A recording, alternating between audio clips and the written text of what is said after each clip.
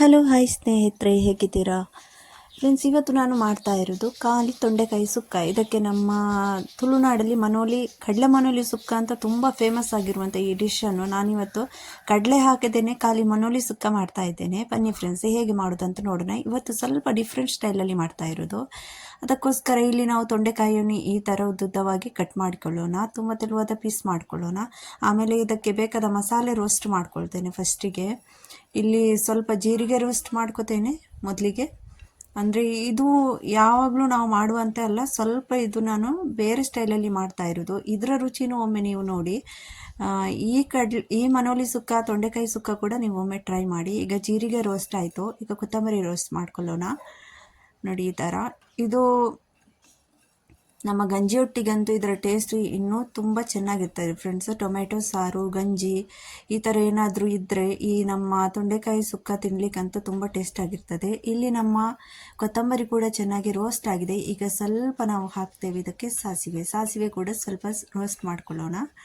ಎಣ್ಣೆಯನ್ನು ಹಾಕಲಿಕ್ಕಿಲ್ಲ, ಬರೀ ಖಾಲಿ ರೋಸ್ಟ್ ಮಾಡ್ಕೊಳ್ಬೇಕು. ಸ್ವಲ್ಪ ಕರ್ಕೊಳ್ಬಾರ್ದು, ಅದನ್ನು ಸ್ವಲ್ಪ ರೋಸ್ಟ್ ಆದರೆ ಸಾಕು. ಈಗ 1-2 ಬೆಳ್ಳುಳ್ಳಿ ಹೆಸರು ಹಾಗೂ ಕರಿಬೇವು ಸೊಪ್ಪನ್ನು ಸ್ವಲ್ಪ 1 ಡ್ರಾಪ್ಸ್ ಅಷ್ಟು ಎಣ್ಣೆ ಹಾಕಿ ಫ್ರೈ ಮಾಡ್ಕೊಳ್ಳೋಣ. ಸ್ವಲ್ಪ ಹೊತ್ತು ರೋಸ್ಟ್ ಮಾಡ್ಕೊಳ್ಳೋಣ. ಸ್ವಲ್ಪ ಎಣ್ಣೆ ಹಾಕೋದ್ರಿಂದ ಇದರ ಪರಿಮಳ ಇನ್ನೂ ತುಂಬ ಚೆನ್ನಾಗಿ ಬರ್ತದೆ. ಸ್ವಲ್ಪ ನೋಡಿ, ಇಷ್ಟೇ ಹಾಕಿದ್ದು ನಾನು ಎಣ್ಣೆ, ಜಾಸ್ತಿ ಏನು ಹಾಕಲಿಲ್ಲ. ಈಗ ಸ್ವಲ್ಪ ಹೊತ್ತು ಇದನ್ನು ಕೂಡ ರೋಸ್ಟ್ ಮಾಡ್ಕೊಳ್ಳೋಣ. ಇದನ್ನು ಕೂಡ ಅದೇ ಪಾತ್ರೆಯಲ್ಲಿ ಹಾಕ್ತೇನೆ. ಆಮೇಲೆ ಇಲ್ಲಿ ನಾನು ತೆಂಗಿನಕಾಯಿಯನ್ನು ತಗೊಂಡಿದ್ದೇನೆ, ಹಸಿ ತೆಂಗಿನಕಾಯಿ ಇದು. ಇದನ್ನು ನಾನು ಈ ಥರ ಸ್ವಲ್ಪ ಬಿಸಿ ಮಾಡ್ಕೋತೇನೆ. ಹಸಿ ತೆಂಗಿನಕಾಯಿಯನ್ನು ಕಟಿಂಗ್ ಮಾಡಿದ್ದು ನಾನು ಸಣ್ಣಗೆ ಮಾಡಿ. ಅಂದರೆ ನಮ್ಮ ಹತ್ರ ಇದು ತೆಂಗಿನ ತುರಿಯನ್ನು ನಾವು ತುರಿ ಮಾಡ್ಕೋತೇವಲ್ವಾ, ಅದು ಇಲ್ಲ. ಅದಕ್ಕೋಸ್ಕರ ನಾನು ಈ ಥರ ಕಟಿಂಗ್ ಮಾಡಿ ಇದನ್ನು ಗ್ರೈಂಡ್ ಮಾಡ್ಕೋತೇನೆ.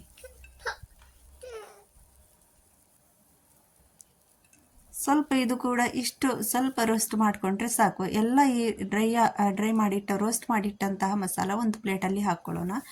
ಆಮೇಲೆ 1 ಈರುಳ್ಳಿ ಮೀಡಿಯಮ್ ಸೈಜ್ ಅದು ತಗೊಂಡಿದ್ದೇನೆ. ಈರುಳ್ಳಿಗೆ ಸ್ವಲ್ಪ ಒಂದು ಅರ್ಧ ಟೀ ಸ್ಪೂನ್ ಅಷ್ಟು ಆಯಿಲ್ ಹಾಕಿ ಇದರ ಹಸಿ ಸ್ಮೆಲ್ ಹೋಗೋ ತನಕ ಇದೇ ಥರ ಫ್ರೈ ಮಾಡ್ಕೊಳ್ಳೋಣ. ತುಂಬ ಬ್ರೌನ್ ಕಲರ್ ಏನು ಹಾಕಬೇಕಂತ ಇಲ್ಲ, ಇದರದ್ದು ಪರಿಮಳ ಬಂದರೆ ಸಾಕು. ನೋಡಿ, ಇಷ್ಟಾದರೆ ಸಾಕು. ಈಗ ಇದನ್ನು ಕೂಡ ಅದೇ ಪ್ಲೇಟಲ್ಲಿ ಹಾಕ್ತೇನೆ. ಇದು ತಣ್ಣಗಾದ್ಮೇಲೆ ಇದಕ್ಕೆ ಗ್ರೈಂಡ್ ಮಾಡಲಿಕ್ಕೆ ಉಂಟು. ಗ್ರೈಂಡ್ ಮಾಡ್ಕೊಳ್ಳುವಾಗ ಇದಕ್ಕೆ ಸ್ವಲ್ಪ ಎಕ್ಸ್ಟ್ರಾ ಹಾಕ್ಕೊಳ್ತೇನೆ. ಅದು ಏನು ಅಂತ ನೋಡಿ. ಈಗ ಅಷ್ಟುವರೆಗೆ ತಣ್ಣಗಾಗುವವರೆಗೆ ನಾನು ಇಲ್ಲಿ ಒಂದು ಬಾಣಲೆಯಲ್ಲಿ ಎಣ್ಣೆ ಹಾಕ್ಕೋತೇನೆ. ಎಣ್ಣೆ ಬಿಸಿ ಆದಮೇಲೆ ಅದಕ್ಕೆ ನಾನು ಆ್ಯಡ್ ಮಾಡ್ಕೋತೇನೆ ತೊಂಡೆಕಾಯಿ. ಈ ತೊಂಡೆಕಾಯಿಯನ್ನು ಎಣ್ಣೆಯಲ್ಲೇ ಫ್ರೈ ಮಾಡ್ತಾ ಹೋಗಬೇಕು, ನೀರೇನು ಹಾಕಬಾರ್ದು. ಅದು ಎಣ್ಣೆಯಲ್ಲೇ ಸಾಫ್ಟ್ ಆಗ್ತದೆ. ಅಷ್ಟರವರೆಗೂ ಇದಕ್ಕೆ ಇದೇ ಥರ ಫ್ರೈ ಮಾಡ್ತಾ ಹೋಗಬೇಕು. ಈ ಥರ ಎಣ್ಣೆಯಲ್ಲಿ ಫ್ರೈ ಮಾಡಿ ನೀವು ತೊಂಡೆಕಾಯಿ ಸುಕ್ಕ ಪಲ್ಯ ಮಾಡೋದ್ರಿಂದ ಇದರ ಟೇಸ್ಟ್ ಇನ್ನೂ ಸ್ವಲ್ಪ ಜಾಸ್ತಿ ಆಗ್ತದೆ. ಈಗ ಇಲ್ಲಿ ನಾನು ಇದು ತಣ್ಣಗಾಗಿದೆ, ನಮ್ಮ ರೋಸ್ಟ್ ಮಾಡಿಟ್ಟಂತಹ ಎಲ್ಲ ಮಸಾಲ, ಅದನ್ನೀಗ ಗ್ರೈಂಡ್ ಮಾಡ್ಕೊಂಡು ಬರ್ತೇನೆ. ನನ್ನ ಹತ್ರ ಅಂದರೆ ಒಣಮೆಣಸು ಇಲ್ಲ, ರೆಡ್ ಕಲರ್ದು. ನಾನು ಇಲ್ಲಿ ಹಾಕ್ತಾ ಇರೋದು ರೆಡ್ ಚಿಲ್ಲಿ ಪೌಡರ್. ನಿಮ್ಮ ಹತ್ರ ಒಣಮೆಣಸು ಇದ್ದರೆ ಅದನ್ನು ಕೂಡ ಸ್ವಲ್ಪ ರೋಸ್ಟ್ ಮಾಡಿ ಹಾಕ್ಕೊಳ್ಳಿ, ಕೆಂಪು ಮೆಣಸು. ಆಮೇಲೆ ಇದಕ್ಕೆ ಸ್ವಲ್ಪ ಅರಿಶಿಣ ಹುಡಿ, ಸ್ವಲ್ಪ ಉಪ್ಪು ಕೂಡ ಹಾಕ್ತೇನೆ. ಇದೆಲ್ಲ ಹಾಕಿ ಗ್ರೈಂಡ್ ಮಾಡ್ಕೊಂಡು ಬರೋಣ. ಗ್ರೈಂಡ್ ಮಾಡುವಾಗೇನು ನೈಸಾಗಿ ಗ್ರೈಂಡ್ ಮಾಡಬೇಕಂತ ಇಲ್ಲ. ನೋಡಿ, ಇಷ್ಟು ಗ್ರೈಂಡ್ ಮಾಡಿಕೊಂಡ್ರೆ ಸಾಕು. ಈಗ ಇಲ್ಲಿ ನಮ್ಮ ತೊಂಡೆಕಾಯಿ ಕೂಡ ಫ್ರೈ ಆಗ್ತಾ ಉಂಟು. ಈಗ ಸ್ವಲ್ಪ ಫ್ರೈ ಆಗಲಿಕ್ಕೆ ಬಾಕಿ ಉಂಟು.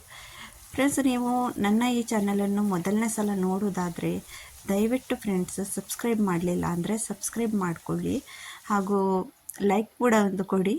ಕಮೆಂಟ್ಸ್ ಮಾಡಿ ಹೇಳಿ, ನೀವು ಕೂಡ ನಿಮ್ಮ ಮನೆಯಲ್ಲಿ ಯಾವ ಥರ ತೊಂಡೆಕಾಯಿ ಈ ಥರ ನೀವು ಪಲ್ಯ ಮಾಡ್ತೀರಾ ಅಂತ. ಈಗ ಇದನ್ನು ಫ್ರೈ ಮಾಡುವಾಗ ಸ್ವಲ್ಪ ಉಪ್ಪು ಹಾಕ್ತೇನೆ, ಯಾಕಂದರೆ ತೊಂಡೆಕಾಯಿಯಲ್ಲಿ ಉಪ್ಪು ಟೇಸ್ಟ್ ಬಂದರೆ ಇದು ಸಪ್ಪೆ ಆಗಿರೋದಿಲ್ಲ, ಸ್ವಲ್ಪ ಟೇಸ್ಟ್ ಚೆನ್ನಾಗಿ ಬರ್ತದೆ. ಈಗ ನೋಡಿ, ಈಗಂತ ಕಂಪ್ಲೀಟ್ ರೆಡಿ ಆಗಿದೆ. ಇದು ಸಾಫ್ಟ್ ಕೂಡ ಆಗಿದೆ, ಫ್ರೈ ಕೂಡ ಚೆನ್ನಾಗಿ ಆಗಿದೆ, ಬೇಯ್ದಿದೆ, ಎಣ್ಣೆಯಲ್ಲೇ ಬೇಯ್ದಿದೆ ಇದು. ಇದನ್ನೀಗ ಒಂದು ಪಾತ್ರೆಯಲ್ಲಿ ತಗೋತೇನೆ. ಎಣ್ಣೆಯನ್ನೆಲ್ಲ ಚೆನ್ನಾಗಿ ಸ್ವಲ್ಪ ಇದು ಮಾಡಿ ತಗೊಳ್ಳೋಣ. ನೋಡಿ, ಎಷ್ಟು ಚೆನ್ನಾಗಿ ಫ್ರೈ ಆಗಿದೆ. ಇಷ್ಟು ಆದರೆ ಸಾಕು. ಈಗ ಅದೇ ಎಣ್ಣೆಗೆ ನಾನು ಒಗ್ಗರಣೆ ಇಡ್ತಾ ಇದ್ದೇನೆ. ಒಗ್ಗರಣೆಗೋಸ್ಕರ ಇಲ್ಲಿ ಸ್ವಲ್ಪ ಸಾಸಿವೆ ಹಾಗೂ ಬೆಳ್ಳುಳ್ಳಿ 4-5 ಎಸಲನ್ನು ಜಜ್ಜಿ ಹಾಕಿದ್ದೇನೆ. ಆಮೇಲೆ ಕರಿಬೇವು ಸೊಪ್ಪು. ಇದೆಲ್ಲ ಒಗ್ಗರಣೆ ಬಿಸಿ ಆದಮೇಲೆ ಇದಕ್ಕೆ 2 ಟೊಮೆಟೊ ಆ್ಯಡ್ ಮಾಡ್ತಾ ಇದ್ದೇನೆ. ಬೇಗ ಫ್ರೈ ಮಾಡ್ಕೊಳ್ಳೋಣ ಎಣ್ಣೆಯಲ್ಲೇ, ಕರಿದು ಹೋಗಬಾರ್ದು. 2 ನಿಮಿಷ ಈ ಥರ ಮಿಕ್ಸ್ ಮಾಡಿಕೊಂಡ್ರೆ ಸಾಕು. ನೋಡಿ, ಆಮೇಲೆ ನಮ್ಮ ಮಸಾಲ ಕಡೆದಿಟ್ಟಂತಹ ಮಸಾಲ ಉಂಟಲ್ವಾ,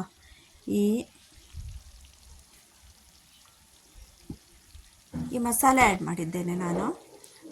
ಈ ಮಸಾಲ ಹಾಕಿದ ಮೇಲೆ ಬೇಗ ಬೇಗ ಫ್ರೈ ಮಾಡ್ಕೊಳ್ಳೋಣ, ಇಲ್ಲಾಂದರೆ ಎಣ್ಣೆಯಲ್ಲಿ ಕರಿದು ಹೋಗಬಾರ್ದು. ಅದಕ್ಕೋಸ್ಕರ ಬೇಗ ಒಂದು 2 ನಿಮಿಷ ಈ ಥರ ಮಿಕ್ಸ್ ಮಾಡ್ಕೊಳ್ಳೋಣ. ಆಮೇಲೆ ಮಿಕ್ಸಿಯನ್ನು ಕೂಡ ಸ್ವಲ್ಪ ನೀರು ಹಾಕಿ ನೀರು ಮಿಕ್ಸ್ ಮಾಡ್ತೇನೆ. ಸ್ವಲ್ಪನೇ ನೀರು ಹಾಕೋದು ಫ್ರೆಂಡ್ಸ್, ಜಾಸ್ತಿ ಆಗ್ತಾ ಇಲ್ಲ. ಮಿಕ್ಸಿಯಲ್ಲೆಲ್ಲ ಇದರಲ್ಲೆಲ್ಲ ಮಸಾಲೆ ಇದ್ದಿದ್ದರಿಂದ ಸ್ವಲ್ಪ ನೀರು ಕೂಡ ಹಾಕ್ತೇನೆ. ಮತ್ತು ಮಸಾಲ ಕೂಡ ಎಲ್ಲ ಕರಿದು ಹೋಗಬಾರ್ದು ಅಂತ ಸ್ವಲ್ಪ ನೀರು ಆ್ಯಡ್ ಮಾಡ್ತಾ ಇದ್ದೇನೆ. ಈಗ ಇದನ್ನು ಚೆನ್ನಾಗಿ ಮಿಕ್ಸ್ ಮಾಡೋಣ. ಈಗ ಇದು ನೋಡಿ ಕಂಪ್ಲೀಟ್ ರೆಡಿ ಆಗಿದೆ ಮಸಾಲ ಕೂಡ. ಈಗ ಈ ತೊಂಡೆಕಾಯಿಯನ್ನು ಇದಕ್ಕೆ ಹಾಕಿ ಮಿಕ್ಸ್ ಮಾಡಿಕೊಳ್ಳೋಣ. ಒಂದು 2 ನಿಮಿಷ ಇದನ್ನು ಇದೇ ಥರ ಮಿಕ್ಸ್ ಮಾಡ್ತಾ ಇರೋಣ. ಹಾಗಂತೂ ನಮ್ಮ ಈ ತೊಂಡೆಕಾಯಿ ಪಲ್ಯ ಅಂತೂ ರೆಡಿ ಆಗ್ತದೆ ಫ್ರೆಂಡ್ಸ್. ಏನು ಕಷ್ಟ ಇಲ್ಲ ಮಾಡಲಿಕ್ಕೆ. ಇದು ಟೇಸ್ಟು ಕೂಡ ಸ್ವಲ್ಪ ಚೇಂಜ್ ಇರ್ತದೆ ನೀವು ಯಾವಾಗಲೂ ಮಾಡೋದಕ್ಕಿಂತ. ನಿಮ್ಮ ಹತ್ರ ಕಡಲೆ ಇದ್ದರೆ ಇದಕ್ಕೆ ಈ ಥರ ಮಾಡುವಾಗ ಕಡಲೆ ಕೂಡ ಮಿಕ್ಸ್ ಮಾಡಿಕೊಳ್ಳಿ, ಚೆನ್ನಾಗಿ ಬರ್ತದೆ. ನೋಡಿ ಫ್ರೆಂಡ್ಸ್, ಇದು ಅಂತೂ ನಮ್ಮದು ಇವತ್ತು ತೊಂಡೆಕಾಯಿ ಪಲ್ಯ ಅಂತೂ ರೆಡಿಯಾಗಿದೆ. ನೀವು ಒಮ್ಮೆ ಟ್ರೈ ಮಾಡಿ ಫ್ರೆಂಡ್ಸ್, ಹಾಗೂ ನನಗೆ ಕಮೆಂಟ್ ಮೂಲಕ ತಿಳಿಸಿ ನನ್ನ ಇವತ್ತಿನ ಈ ಸಣ್ಣ ಒಂದು ರೆಸಿಪಿ ನಿಮಗೆ ಹೇಗೆ ಅನಿಸಿತು ಅಂತ. ಈಗ ನಾನು ಈ ನನ್ನ ಪುಟ್ಟ ವಿಡಿಯೋವನ್ನು ಇಲ್ಲಿಗೆ ಎಂಡ್ ಮಾಡ್ತೇನೆ. ಇನ್ನೊಮ್ಮೆ ಸಿಗೋಣ ನೆಕ್ಸ್ಟ್ ಮತ್ತೊಂದು ವಿಡಿಯೋದಲ್ಲಿ. ಅಲ್ಲಿ ತನಕ ಟಾಟಾ ಬಾಯ್.